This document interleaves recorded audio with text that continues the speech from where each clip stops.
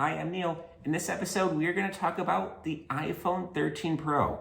I've had this for a few days now, so long enough to reach some initial impressions. First, we'll go over the unboxing, and then we'll go over my time with the iPhone 13 Pro, including trying out cinematic mode. I was pretty impressed. And then near the end of the episode, we'll talk a little bit about the iPhone in general and where this phone sits in the big picture. Let's jump into the unboxing. There are two things you'll notice about the iPhone 13 and 13 Pro. One is not a change from last year, and that is the size of the box. It is, once again, very small. Now, if you haven't bought an iPhone recently, you're probably used to something like this. This is the 6S Plus from a number of years ago. A very big box. Compare that to the iPhone 13 Pro here. That's a substantial reduction in size. What Apple did here is they removed the power adapter. They also removed a pair of wired headphones. So that allowed them to get more aggressive in the shape and size of the box. Now, there are environmental factors going on here. It's a good thing not to have accessories collect dust. And, well, let's be honest. If you could fit more iPhones in every plane, that's a good thing for the environment. It's also a good thing from a cost perspective. One of the things that is surprising Apple is freight. It is very expensive. It's more than Apple was expecting. So this change in making the actual iPhone packaging optimized, it's turning out to be quite timely. The thing that's new this year with the iPhone is there's no plastic wrapping. This is what it's going to look like when you get your hands on a new iPhone. Now, what Apple decided to do, you can kind of see it here a little bit, is there's going to be basically one of these stickers will connect the lid to the base. This is similar to what some of the accessories have, so it's not that that's necessarily new, but I think this is a good thing overall for the iPhone. There's no need to have plastic wrapping anymore. Let's jump into this thing here. So here we go. And one of the first things you'll see is those cameras. And again, this is the iPhone 13 Pro Gold. My first impression of this gold is it's somewhat classic. I've had gold iPhones in the past. I like the color. There's really two schools of thought here. You can go with a classic color like gold, or you can go with the color that's new every year. Kind of change it up. Now, in terms of these cameras here, we have the telephoto over here, the ultra wide camera, and the wide camera. Now, I am recording with the iPhone 12 Pro, but I do have an iPhone 11 Pro Max right here. So I want to compare the size. Look at the difference in size here of those cameras. It's a notable difference. Now, I don't personally mind the larger cameras on iPhones these days. The reason being is, in my mind, larger cameras means smarter cameras, smarter eyes. It's not, again, just hardware. It's also what's going on under the hood in terms of software and all that. But I don't mind it. And if anything, it seems like the design trend in smartphone land is to embrace this. Apple's not hiding it. They're not trying to make this kind of melt away. Look at this from this angle here. So you could definitely see it is definitely protruding more than previous iPhones. Let's see if you can. Yeah, that shows it pretty well.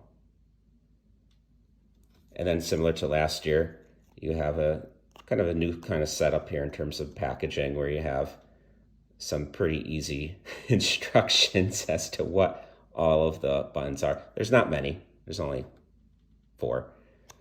And we have the power. So let's...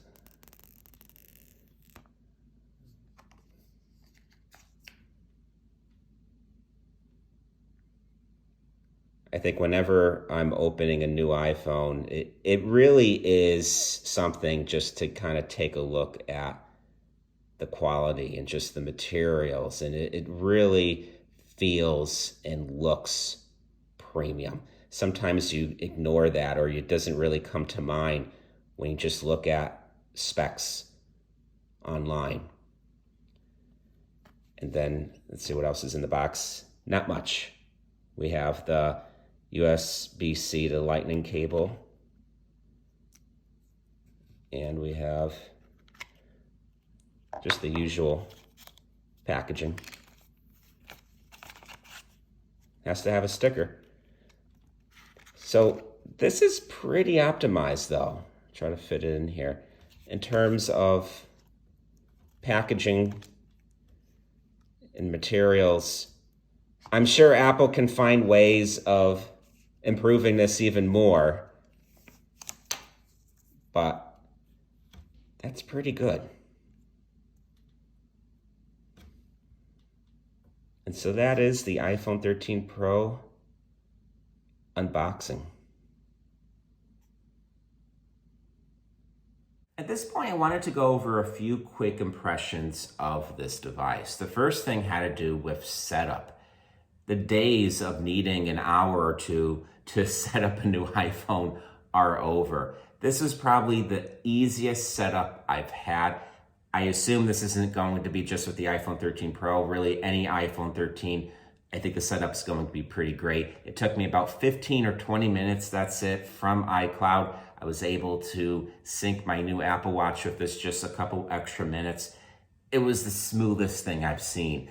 I recall a couple years ago, I needed to almost basically hold off on setting up a new iPhone till the weekend just for fear that it would take so long. The next two observations are visual. One, with the front-facing notch, and two, these cameras. With the front-facing notch, this is 20% smaller than the iPhone 12.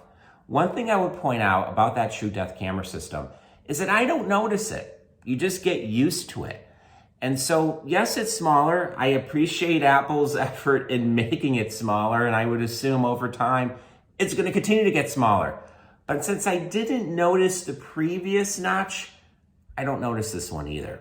The next observation has to do with what I call the back camera's trifecta. Of course, I'm talking about these three things right here. You can't miss it on an iPhone. One thing that I've been running into is, depending on how you hold the iPhone 13 Pro, you could start to have an issue with one of your fingers kind of going up here. So for example, when I naturally hold the phone, I'm doing something like this or like that.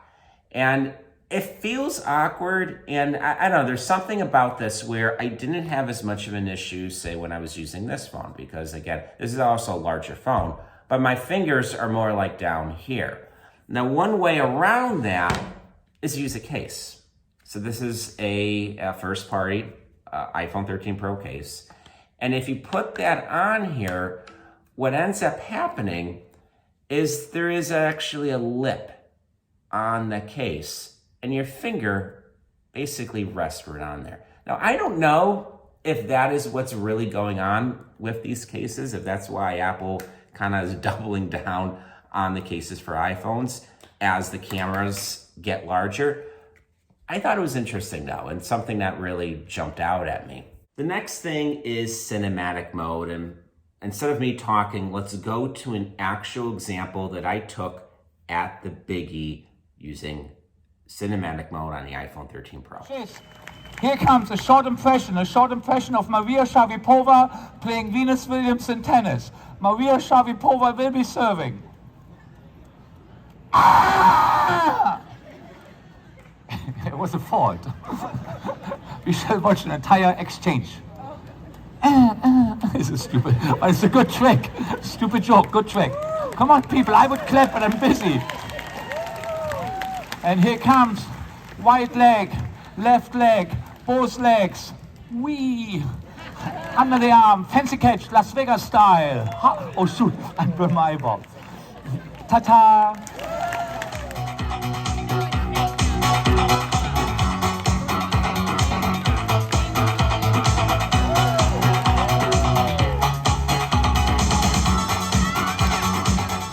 Would you like to see a dangerous trick? You're looking at it. There's one. That's a fake one. Did I woke you up, people? Everybody awake now? Would you like to see more? Say yeah. Come on, I tell you what, we do one more. We do the most dangerous trick I know how to do. Would you like to see that? Yeah, nobody ever says, nah, not today, but thank you though. By bringing depth of field to video, cinematic mode is Apple's latest effort to democratize photography and videography. Based on my test using the performer Hilby, the skinny German juggle boy at the Big E, Apple's machine learning and computational photography chops live up to expectations. Results were impressive. It is important to point out all of these videos were a result of simply swiping to cinematic mode and pointing a camera at a moving subject. There was no additional work or knowledge required on my part. Hilby is a good 20 to 25 feet away from me. 3x optical zoom was utilized. Another useful feature found with cinematic mode is being able to adjust the video after recording. Based on my testing, the edit functionality worked fine. I did use that in this part of the video. There is a minor learning curve involved in figuring out what exactly is going on and what to edit, but a few minutes of playing around, the average consumer should pick it up. Cinematic mode feels very much like portrait mode in terms of usefulness and utility. My expectation is that I will use it just as much as portrait mode, which is pretty often. One quick note about the battery life. Apple says this has 1.5 hours, 90 minutes more battery life than its iPhone 12 Pro sibling. I didn't have this phone enough to really test that out. I used this at the Big E, got me through most of the day, not all of the day. Reason being is I was really using the camera and the Photos app. I was taking a lot of cinematic mode.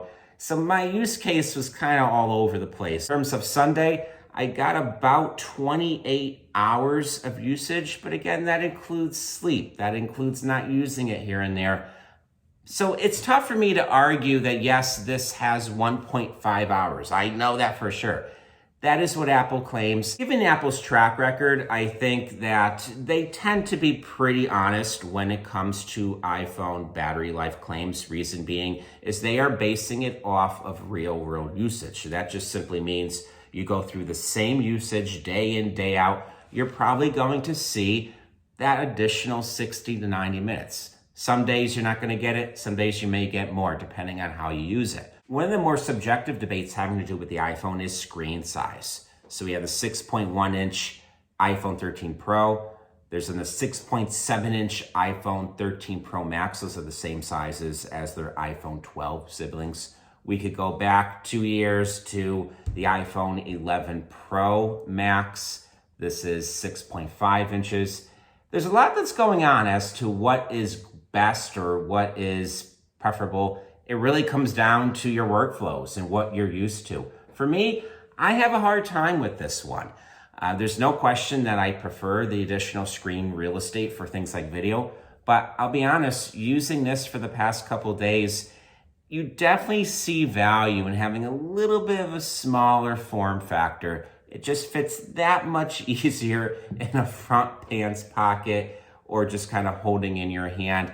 Going forward, I probably will switch between the Pro and Pro Max, basically going somewhere between 6.1 inch to 6.7 inch. I have a hard time seeing Apple go that much larger than 6.7 inches for display because now you're starting to really talk about impacting the user experience. As for the actual cameras found in the iPhone 13 Pro, they are scary good. The era of computational photography involves having the iPhone itself do all the heavy lifting while I just point and tap. All of these photos are from the Big E this past Saturday. In this particular photo, this is a low light situation. You really can't even tell. The thing is, the iPhone 12 Pro and 11 Pro cameras were scary good as well. Coming up, you'll see a comparison between the 13 Pro and the 12 Pro. So this photo coming up, this is the iPhone 13 Pro. And this is the iPhone 12 Pro. If you can tell a difference, let me know. I wanted to talk briefly about ProMotion. For the first time, Apple brought ProMotion's 120 hertz adaptive refresh display technology to the iPhone. Here we have an iPhone 13 Pro and an iPhone 12 Pro. You could tell here's the difference between the front notches. I'm actually recording on an 11 Pro Max. Also, one is running the latest iOS. So this is a little bit tricky to do, but I'll try to use the same type of scrolling on my website aboveavalon.com. And you can let me know, maybe in the comments section, if you really see a difference here. Again, this is not easy to do because I'm trying to use the same type of speed. And again, this is not graphics intensive or anything, so this is a little bit difficult to do. We'll go all the way back up one more time just to kind of give you a better look.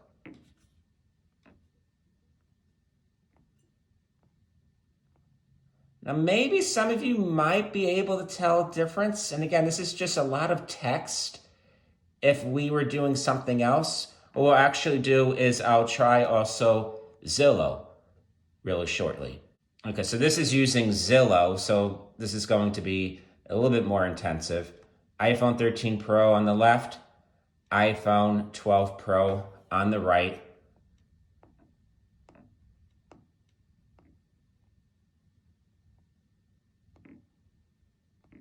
So can you tell a difference? One has ProMotion, one doesn't. And again, it's a little bit difficult because I'm scrolling at different speeds. For me, I was not able to make out any discernible difference between the two. Now, one thing I would point out is even though I may not have noticed a difference visually, an added benefit found with ProMotion is power savings. So that will impact all users in one way or another. But at least when it comes to basic web surfing, using simple apps like Zillow, it's not that ProMotion's going to just simply jump out at you. Wow, I can't believe how different this is. That's not really what the technology is about. Again, I think it's more about the power savings. One final thing has to do with price. A lot of people may wonder, is the iPhone 13 Pro worth it over, say, the iPhone 13? One way to think about it is to look at the pricing of these devices on a monthly basis. The price gap between the iPhone 13 and 13 Pro, it's $8 per month. That's the equivalent of 2 Starbucks coffees. For a lot of people, just simply having the LiDAR scanner on the iPhone 13 Pro, or maybe slightly better battery life that's found with the iPhone 13 Pro, is more than enough to justify that higher price. This just goes to show that it's very easy or tempting to just say, well, this really doesn't have enough new things to justify the price or an upgrade. Everyone's different. Everyone has different workflows, different wants, different needs. Some people may just like the new colors that Apple comes up with. I want to conclude with one broader point about the iPhone business, and I think it adds a lot of context to the iPhone 13 Pro, and really any iPhone 13 model for that matter.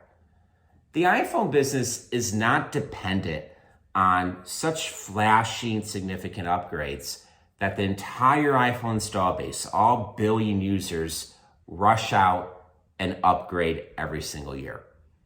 Apple can't satisfy that kind of demand.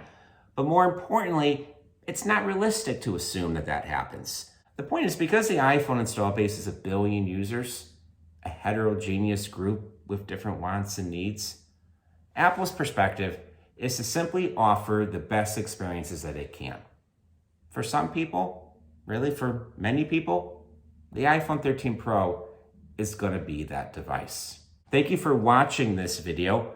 If you want more of my analysis and perspective on Apple, definitely check out aboveavalon.com. You can also find me on Twitter @NeilSeibert. With that, I will conclude this video.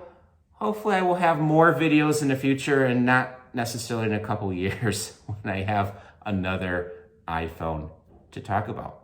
Have a great night or day depending on where you are, and I will talk to you later.